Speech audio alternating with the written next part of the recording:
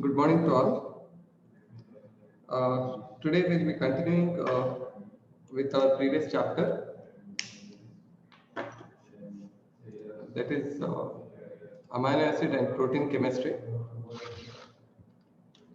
Why it is more important to learn is in the last class also we have discussed that proteins are one of the important biological compound which brings about most of the functionality in the cells. Okay, you can imagine as enzymes, you can imagine like proteins as hormones. Okay, so all these compounds are made up of proteins, and in the proteins we have seen the building block or the single monomeric unit. Yes, the monomeric unit is the amino acids.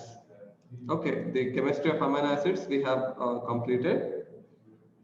So today we'll just see what are proteins and how the amino acids are joined together to form a protein, and also what are the different classifications of the proteins, and also what are the different level of organization of a protein, because protein is by itself a very complex. Like for example, protein can be in any structure. Okay, it can be any structure, the proteins can be. But when you know from the translation process, the mRNA is converted into a protein structure which is associated with each other by individual amino acids, are also called as polymers of amino acids held to each other by some bond. Yes, that bond is we are calling as peptide bond. Okay, peptide bond is nothing but a bond between alpha carboxyl group of one amino acid with the alpha amino group of another amino acid. Okay, be very much clear in this definition. Most commonly asked is a 3-mark question. Define a peptide bond. So what is the peptide bond? Is the bond between COOH and NH2. Okay, not the reverse way. Please remember, don't write the definition in reverse way. The appropriate and correct way to write the definition is the bond between the carboxyl group and the amino group. Which carboxyl and which amino group? It is the first carboxyl and first amino group. That is the alpha carboxy and alpha amino group. Between that, what the bond is forming is nothing but called as CONH bridge. That is called as peptide bond or CONH bridge. Okay, in the exams, they'll ask you for 3-mark question. Define peptide bond. So peptide bond is a bond between alpha carboxyl group of one amino acid with the alpha carboxyl group of another amino acid, that is called as peptide linkage or peptide bond or CONH bridge. Okay, and what are the characteristics of this peptide bond? When they are asking you 3-mark question for peptide bond, you have to define the peptide bond which carries 1 mark, and you have to tell what are the different characteristics of this bond at particular this one. So what are the characteristics of peptide bond? One, it is partial double bond. Okay, the peptide bond is partially double bond. Neither it is completely a single bond nor it is completely a double bond. Okay, it is in between. It is in between the single and double bond. The characteristics of this bond is between that. So it's a partial double bond, and they are present in what form? Is trans form. Okay, we all know there are 2 forms of any structural representation. One is a cis form, other is the trans form. So most of these the peptide linkages or the peptide bond are in trans form. Okay, trans form where there is no freedom of rotation across the bond. Like for example, here it is one amino acid, here it is another amino acid. So being this is a partial double bond. Yes. So what happens? There is no freedom of rotation. This amino acids cannot rotate across the axis. If it is single bond, what happens? It can rotate or it can twist to some extent. Amino acid 1 can twist in some direction, Amino acid 2 can twist in some other direction. Okay, means there is some freedom of rotation across the bond. But because of double bond, we all know from our very basics also, single bond is less stronger than the double bond, and which is still less stronger than the triple bond. Yes, so obviously the double bond will not allow these structures. What are the structures? Amino acid 1 and amino acid 2 to rotate across the double bond. Means there is no much freedom of rotation across the bond. Okay, across the bond, because amino acid 1 is attached to amino acid 2, so there is no freedom of rotation across this bond. That is due to the partial double bond nature of this peptide linkage, and distance between this is 1.32. Okay, the 1.32 angstroms, the distance between the bond nature. However, the side chains, yes, the amino acid, that is the alpha carbon, cannot move across the bond, but what can rotate is the side chains. Like for example, we have seen the chiral property of the carbon. Yes, the uh, the four different compounds what are attached. This is CO-NH bond. So across this chain, there is no twisting, but there is possibility that this R group can show some freedom of rotation.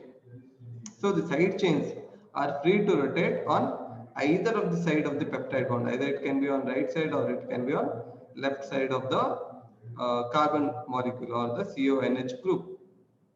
So not the CN bond, the carboxyl nitrogen peptide bond will not show any freedom of rotation, but whereas when it comes to side chains can show some degree of freedom. Okay, they can freely rotate across the bond.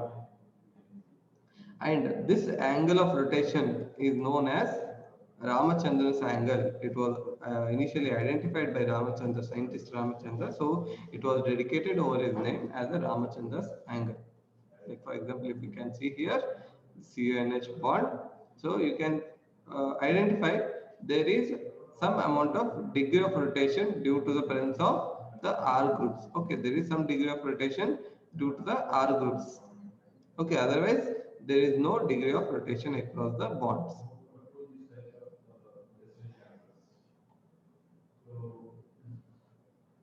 So what are the importance of these proteins or the amino acids per se?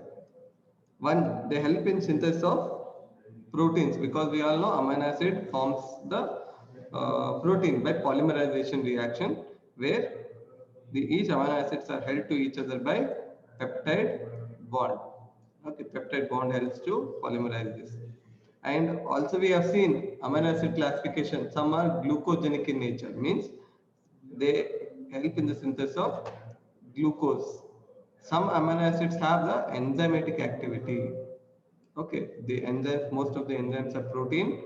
So proteins are made up of the amino acid. Some of the amino acids like serine, threonine, okay, they all are present over the site called as active site of a protein or the enzyme, which you will be learning when the chapter on enzymes will be going to be started by next month. So there is something called as active site where the enzymatic reaction occurs. In that places, the most important amino acids what are present are serine, threonine, etc. So these will help in the enzymatic activity. And also amino acid helps to transport the ammonia, that is the NH. Okay, ammonia is transported in the body. Second, they acts as a buffer. As we have seen, the carboxyl group and amino group, they can ionize.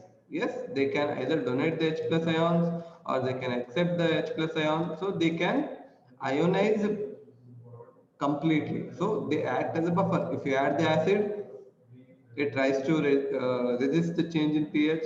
You add a alkali, it resists the change in pH. So they act as a buffer, and also it helps in the detoxification reaction, which you will be learning in detail in the chapter of detoxification in the body. But for now, you should remember What are the importance of the amino acids? That is formation of protein, formation of glucose, enzymatic activity, transport of ammonia in the body.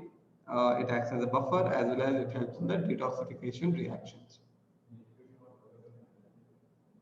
Okay, so next coming to 5-mark question in this section, or sometimes you can even expect for the 10-mark question. How do you classify proteins? In the last classes we have learned what are the classifications for the amino acids, but now we'll be seeing what are the classifications for the proteins. Okay, proteins also can be classified. One, based on the function. What it functions as? Like for example, does it transport anything in the body like metal ions, calcium, or oxygen, or it helps in the enzymatic activity? So depending on functions, proteins can be classified. Depending on the composition and solubility, okay, they can be classified. Based on the shape, whether they are globular in shape or they are fibrous in shape. So based on the shape also you can classify the proteins. And based on nutritional value, like for example amino acids, we have learned essential amino acids, non-essential amino acids based on the nutrition. Similarly, proteins also can be classified based on the nutrition. So these are the 4 different classifications based on which proteins can be classified, and each of these can be important exam question. Based on the function, most commonly you can expect for 10-mark question. Based on nutrition and shape, you can expect for the 3-mark questions. Okay, so these are the important questions in this chapter. So we'll see one by one, how do you classify proteins based on the function. So based on the function, as I mentioned, catalytic protein means it helps in the catalysis, breakdown of any substrate into products. Means what is this activity is done by enzymes. Yes, so proteins acts as enzyme. One of the important function of the protein, it acts as an enzyme. Some proteins are structural, means they are part of any body structures, like for example collagen, elastin, keratin. So these all are based on the structures. The proteins which acts as a structural protein, they helps to maintain the structure of any organ. Some are contractile protein. In the physiology you might have learned the muscle contraction. Muscle is again made up of what? Proteins. So proteins are helping in what? Contraction of the muscles. So they are called as contractile muscles. Like for example myosin, actin, etc. are examples for the contractile proteins. Some proteins are transport protein, means they help in transport of some substances. Like for example, you might have come across the hemoglobin in the RBC cells in the physiology. So hemoglobin helps in what transport? It helps in the transport of oxygen and carbon dioxide. So proteins as a transport. One of the protein called as albumin. It also carries many of these substances. So albumin is one of the example. Transferrin, it transfers the ferritin or the iron. Fe stands for the iron, right? So iron transporting protein. Lipoproteins means they transport the lipids. The proteins will transport the lipids. So transport protein examples. Some acts as the storage. Okay, either they store the oxygen, like for example myoglobin in the muscles, or they uh, store the iron. Okay, or they store the iron, apoferritins. So some proteins acts as the storage proteins. Some acts as regulatory or hormones. Hormones you have recently have understood also. You have been even learned what are the different hormones in the body, how they act, etc., etc. So most of the regulatory hormones are proteins again. Like for example, ACTH, insulin, growth hormone, etc., can be example for the regulatory protein or the proteins which helps in the regulation of the cell activity. Some proteins are genetic proteins, means these are associated with the DNA. We all know genetic information means it is related to the DNA. So the proteins are associated with the DNA. What are that? Like for example, histone proteins. So histone proteins are example for the genetic proteins. Some proteins helps in the defense system. Yes, they help to reduce the infection or avoid the infection, or they help in the protection of the body, like for example from the pathogenic organisms from the outside. Like what are the examples for that? Immunoglobulins, interferons, and also sometimes there is something called as if there is damage to blood vessels. Okay, you cut your finger with a blade. What happens? It will bleed. Does it bleed lifelong? No, it bleeds for some time, then it stops.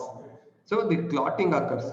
The blood clots or closes that pore or the leakage point. That is again brought about by the various proteins. So clotting factors. So this is the classification based on the function. So what is this classification? It is for majorly 5 mark or 10 mark question. Okay, you can expect this as 5 mark or 10 mark question. So based on the catalytic protein, structural proteins, contractile proteins, transport proteins, storage protein, regulatory proteins, genetic protein, as well as the protective proteins. So these are the different headings under which you can classify the proteins based on their function. What function they deliver, based on that you can classify the proteins. Okay, next, based on the composition and solubility, whether they're simple proteins, means they contain only protein, there is nothing extra burden in that. Like most common examples you can remember is these two. Okay, you have albumin and globulin, they are the simple proteins. Some are conjugated proteins, means they are having two compartments or two different compounds in it. One is anyways protein conjugated with something else. Okay, they are conjugated protein. Like for example, glycoproteins means protein attached with the carbohydrate, it is conjugated with carbohydrate. Lipoproteins, proteins conjugated with lipids. Nucleoproteins, proteins conjugated with the nucleic acids. Chromoprotein, protein associated with the coloring agent. Chromo means color, coloring agent, like for example hemoglobin, etc. Phosphoproteins, proteins associated with the phosphorus. Metalloproteins means proteins which are associated with some metal ions. Okay, you are associating with the metal ions. These are called as conjugated proteins. Means not only they are made up of proteins, but they are conjugated with something else. That can be a carbohydrate, that can be a lipid, that can be a nucleic acid, coloring agent chromoproteins, phosphorus, or even in a broader aspect, metalloproteins. They means they are associated with some metal ions. Examples like glycoproteins, you have various blood grouping agents. Okay, blood grouping antigens are glycoprotein in nature. The most common lipid profiles, what you do when you see in your elders reports, you will see something called as HDL, LDL, VLDL in lipid profile. Okay, if you see the report of lipid profile, you will come across this kind of things. So these are nothing but the lipoproteins, lipids associated with the proteins. Some are nucleoproteins, which we have already come across. That is the histone proteins, which helps in the organization of the DNA material into chromosomes. So histone proteins. Some are coloring proteins. They give color to the protein. Like the hemoglobin, it gives color to the protein. Flavoproteins, etc. Phosphoproteins, like for example, casein in your milk, that is again a phosphoprotein. Means what? They contain the phosphorus associated with the protein. They are called as phosphoproteins. And metalloproteins means metal attached to the protein. Like for example, hemoglobin. What is attached? It is again iron is attached. Cytochrome, again metal is attached to the cytochrome system protein, that is iron again. Tyrosinase, carbonic anhydrase, etc., etc. They all are conjugated proteins. Some are derived proteins. What do you understand by derived? They have derived from the normal protein. Normal protein is broken down into like for example small fragments, which independently can act as one of the important compounds. So that is the derived from the main primary protein. So they are derived proteins, like for example peptones and peptides. They are called as derived proteins. So based on the composition, you are classifying under three headings. One is simple, conjugated, and derived. Okay, simple, conjugated and derived based on the composition, which it can ask you for 3-mark question with example. Okay, you should be able to write examples for the each. Next, 3-mark question very rarely asked, that is based on the shape, how they appear based on that. Like some are globular, round in shape. What are the examples? Albumin, globulin, you can remember 2 examples. Some are fibrous. Globular means it can be like this, globule like. Fibrous means they are like fibers, like rod like structures. Examples for the fibrous, it can be a collagen, elastin, keratin, etc. can be examples for the same. Okay. Then in this all thing, at least you should be able to write 1 to 2 examples. Okay, 1 to 2 examples for each of this type you should be able to represent. Then based on nutrition, proteins can be called as complete protein, incomplete protein, and poor protein. This is also again a 3-mark question in the exam. Complete protein, or also called as first class protein, incomplete protein, and poor protein. What is the difference between all the 3? Complete protein means it contains all the 20 amino acids, or it contains all the 10 essential amino acids. We have learnt in amino acids classification, there are essential amino acids, non-essential amino acids, and partially essential amino acids. What are essential amino acids? Essential amino acids are the one which need to be given in your diet. Correct. They need to be supplemented in your diet. So any protein which is containing all these 10 essential amino acids, that protein is called as complete protein, because it contains all the essential amino acids, all the 10 essential amino acids, or also called as first class protein. Like for example, casein of your milk, or even the egg protein, they all are called as complete protein because they contain all the 10 essential amino acids in them. Now, what is incomplete protein then?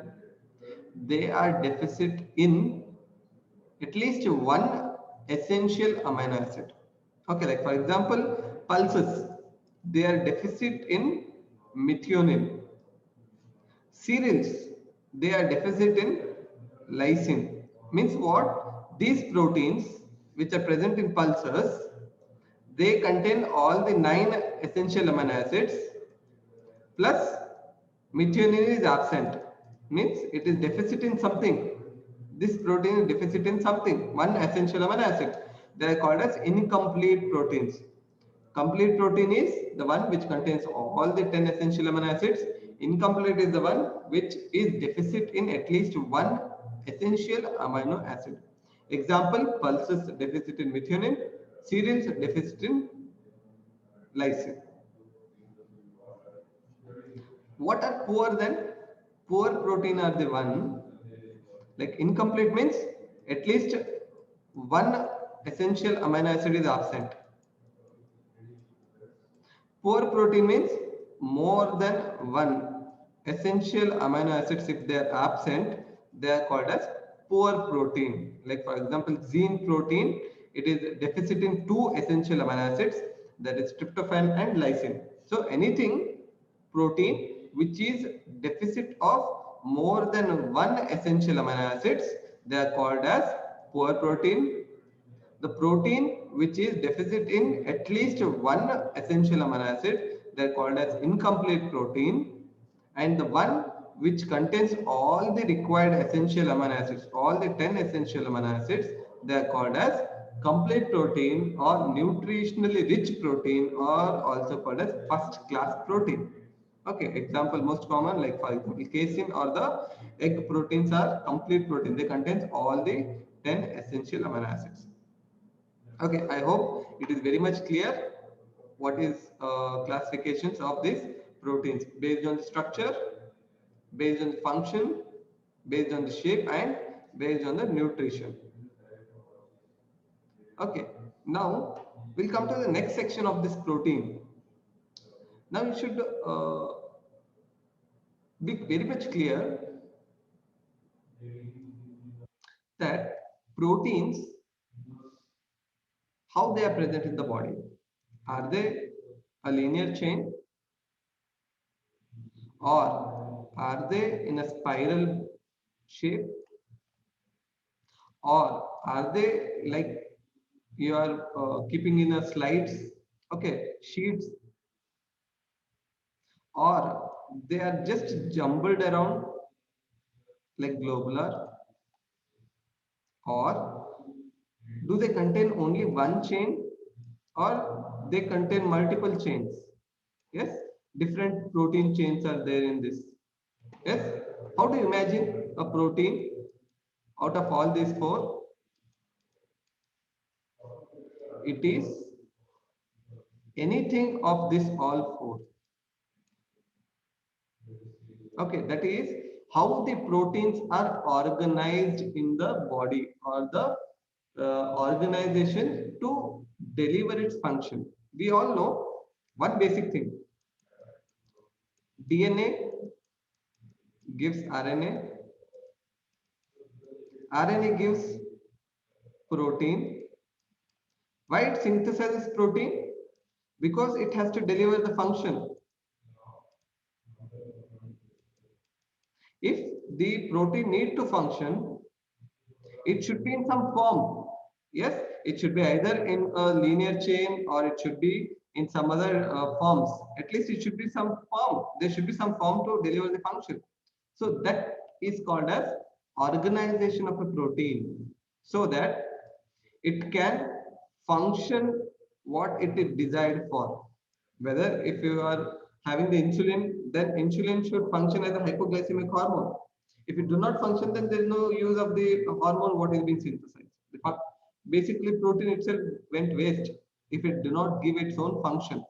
So to give the function, or to deliver the function, protein need to undergo some changes. Like for example, I give you one sheet, okay, metal sheet I have given. I'll ask you to make it to run on road. Can you make the sheet to run on road? Not possible, unless you give it some shape of a car or jeep or something, so that it can move over the road. So that is what is here occurring. DNA has the information.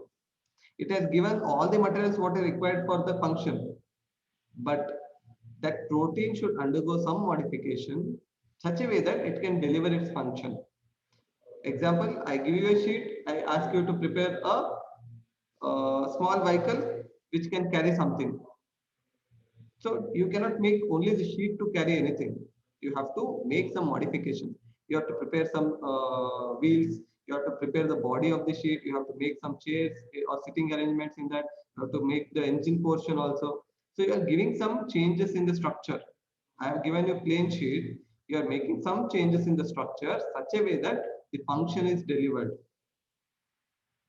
If I ask you to prepare a chair, then you have to mold it or make some changes in the structure of the protein so that it can appear like a chair. Similarly, the proteins in the body undergo different level of organization. They are called as organization of the protein structure. It is in this sequential manner. Okay, the primary structure followed by secondary structure, tertiary structure, and quaternary structure. Okay, all proteins need not to achieve the highest organization. The quaternary structure is the highest organization. All protein need not to achieve this unless its function is desired. Like for example, some proteins, their function is present in the primary structure. Like protein A can function in primary structure only. So they don't achieve here. Secondary, tertiary, and quaternary structures are not achieved. Some proteins, their function is achieved when they come to this level of organization. Like for example, E protein is there, whose function is delivered when it is in tertiary structure. Means modification is at tertiary zone. Then it will achieve the highest is the tertiary level. So the maximum structural changes any protein will undergo in the quaternary structure. So in the exam, they'll ask you for 10-mark question or the 15-mark question. Describe a various level of organization of the protein. Means how the protein can be organized in the body. That is the primary structure, secondary structure, tertiary structure, and quaternary structure. We'll see one by one. Before that, we'll just have a brief intro of what are the different bonds responsible for protein structure. Now, one bond we have already discussed. What is that? Peptide bond. Peptide bond will hold different amino acids to each other. Correct? You have amino acid 1, you have amino acid 2, 3, 4. So this is called as polypeptide chain. Okay, the protein is made up of a polypeptide chain. Means multiple peptide bonds are formed between the amino acids to form a linear chain, the polymer of protein. Sometimes you will find disulfide bond, means bond between two sulfur groups. What are the two amino acids which are sulfur containing? They are the cysteine and methionine. Correct? If you remember the sulfur containing amino acid example, there are two sulfur containing amino acids. You have cysteine and the methionine. Okay, you have cysteine and methionine. So the sulfur bond is also covalent bond. So the two important covalent bonds, and others are non-covalent bonds, like for example hydrogen interaction. Okay, hydrogen bonds or hydrophobic interactions. The proteins or amino acids which are hydrophobic means they don't love the water molecules.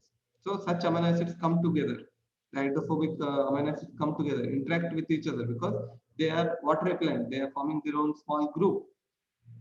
Some ionic interactions, ionic bond, and also the van der Waals force of interaction or force of attraction is also one of the non-covalent bond. Okay, so these are the examples. In the exam, they might ask you for 3-mark question, name the different bonds help in protein structure organization. What are that?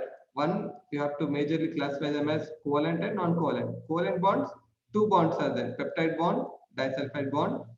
Non-covalent bonds, you have 4 in examples: hydrogen bond, hydrophobic bond, ionic interactions, and van der Waals force of interaction or attraction.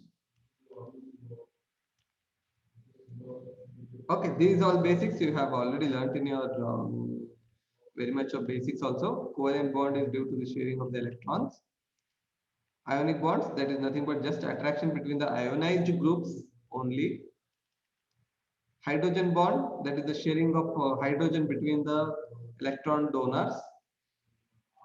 Hydrophobic interactions, as I mentioned, non-polar, that is water repellent groups of the amino acids, they talk to each other or they come together and repel from the water.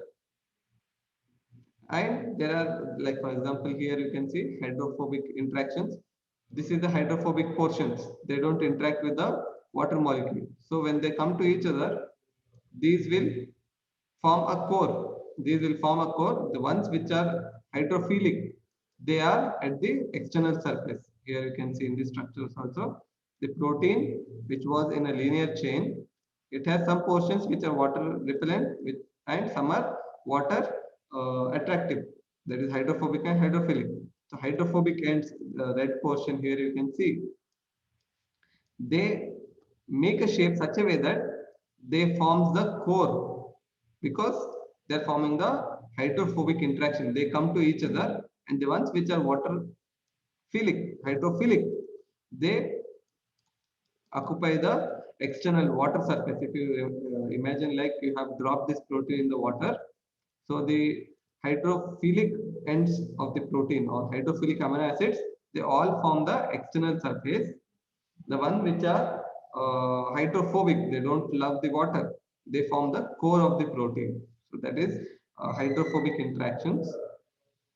And some are like weak attraction of forces between the atoms due to oscillating dipoles. Okay, oscillating dipoles, you can have the van der Waals force of attraction. So these are the different bonds which helps in the maintaining the structure of protein.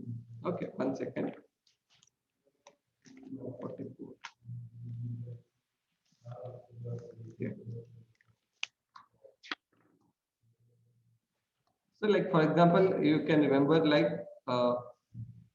early morning when you wake up, your bed sheet is like this.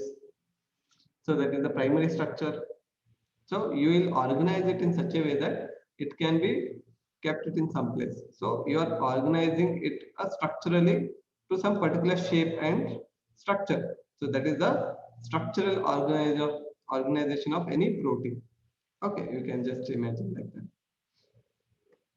So as I mentioned, you have four levels of organization: primary, secondary, tertiary, and quaternary. Okay, so I think we'll conclude here only today's class. Next class, we'll continue with individually. What do you understand with primary, secondary, tertiary, and quaternary structure of the protein? Because